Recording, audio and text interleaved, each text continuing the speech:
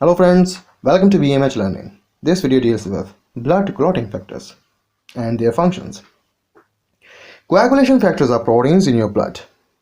They help form blood clots to stop bleeding. Now, you have several different types of clotting factors that are all important for making blood clots. Let's have a brief look at each CF with its function. Starting with factor 1, also called fibrinogen. It's basically an adhesive protein that aids in fibrin clot formation. Next factor is factor 2, known as prothrombin. It's the main enzyme of coagulation when present in activated form.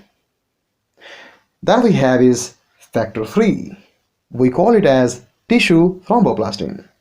It's basically a lipoprotein initiator of extrinsic pathway. Next one is the factor 4, in other words, ionized calcium. So it's the metal cation important in coagulation. Then factor 5, it's the Proaccelerin or labile factor.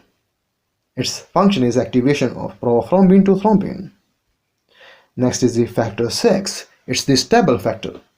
It initiates extrinsic pathway. Then we have factor 7. This is called as anti-hemophilic factor. It's the intrinsic activation factor. Further we have factor 8 called as Christmas factor. It's another enzyme for intrinsic activation. Next one here is the factor 9. That is Stuart power factor. It forms prothrombinase complex. Then we have in the list factor 10. It's the plasma thrombin antecedent. It also activates intrinsic activator. Next one in the line is factor 11. Another name here is Hegman factor.